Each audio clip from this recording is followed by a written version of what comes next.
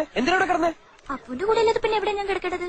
ഞാൻ ഇവിടെ രാത്രിയിൽ കിടന്നു. എന്റെ അമ്മച്ചി, എന്താ നിന്നെ ഒന്ന് തൊടുപോലും ഇല്ലെന്ന് ഞാൻ രാമാസാറിന് വാക്ക് കൊടുത്താ. എന്നിട്ടിപ്പോ അബോധാവസ്ഥയിൽ നീ എന്റെ കന്യാത്തം കവർന്നെടുത്തോടി. ഈശ്വരന്റെ വെർജിനിറ്റി പോയി. ഒരു സ്നേഹവും ഇല്ല അപ്പൂന്. ഇന്നലെ രാത്രി എന്നെ തനിച്ചാക്കിയിട്ട് പോയില്ലേ? വന്ന ദിവസം തന്നെ എന്നോടിത് വേണ്ടായിരുന്നു. ഞാൻ ഒത്തിരി കരഞ്ഞു. എല്ലാരും ഉപേക്ഷിച്ചല്ലേ അപ്പു ഞാൻ വന്നേ. പിന്നെ എന്തിനാ എന്നോട് ഇങ്ങനെയൊക്കെ? സോറി മോളെ, മനഃപൂർവ്വം നിന്നെ വിഷമിപ്പിക്കാൻ വേണ്ടി പോയതൊന്നുമല്ല. നമ്മുടെ ജീവിതത്തിൽ ഒരു അത്ഭുതം സംഭവിക്കാൻ പോകുന്നു. എന്ത് അത്ഭുതം? പറയാ. അതിനു മുമ്പ് നിന്റെ പരിഭവം ഒന്ന് തീർത്തിട്ട് തന്നെ ബാക്കി കാര്യം. രാമനാഥ സാറിന് കൊടുത്ത വാക്ക് തൽക്കാലം കാശിക്ക് പോട്ടെ. അവിടെ ഇല്ല. ഈശ്വരൻ ഇവിടെ കൊല നടക്കും. ഇതുവഴി പോയാൽ കാണും. അയ്യോ, അതുവഴി പോകണ്ടേ, ഇങ്ങോട്ട് പോ. കട്ടിലടി കയറിക്കോ. നിനക്കെന്താ ഒരു സിനിമാസ്കോപ്പ് ചിരി? രാവിലെ ഒന്ന് നടക്കാൻ ഇറങ്ങിയതാ. അപ്പൊ ഇവിടെ ഒന്ന് കേറിയിട്ട് പോവാന്ന് വരും. ആറ്റുവാക്കാര് അത്ര നല്ലവരായതുകൊണ്ട് ടെൻഷൻ. രാത്രി പ്രശ്നമൊന്നും ഉണ്ടായില്ല? എന്ത് പ്രശ്നം? ഞാനിവിടെ കിടന്നു, അവള് മോളിൽ കിടന്നു. അല്ല, അകത്ത് കിടന്നു. അതല്ലടാ മരക്കഴി.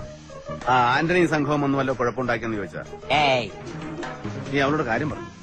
അല്ലെങ്കിൽ വേണ്ട, ഞാൻ തന്നെ അവളോട് പറയാം. എവിടെ അവള്? എവിടെ അവള്? ആകാശത്തില്. അല്ല, അകത്ത്.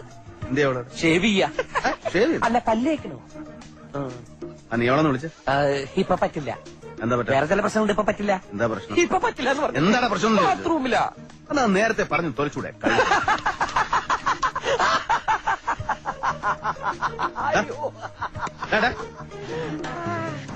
ഒരു പെണ്ണൊന്ന് കയറിയപ്പോ നിനക്ക് തലയ്ക്ക് വട്ടായ?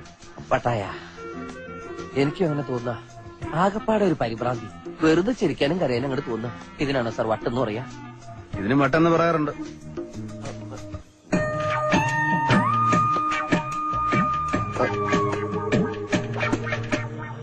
നിനക്കെന്താ കോങ്കണ്ണുണ്ടോ? ദൈവമേ, സാറിന് അങ്ങനെ തോന്നുന്നുണ്ടോ? ഇടയ്ക്കിടയ്ക്ക് കോങ്കണ്ണും വരുന്നുണ്ട്. കംപ്ലീറ്റ് പ്രോബ്ലംസാ. എന്തൊക്കെ പ്രോബ്ലം ഉണ്ടായാലും രാവിലെ തന്നെ ആ പെങ്കൊച്ചിനെ കൊണ്ട് വീട്ടിലാക്കി. അയ്യോ, ഒന്നുമില്ല, വെറുതെ.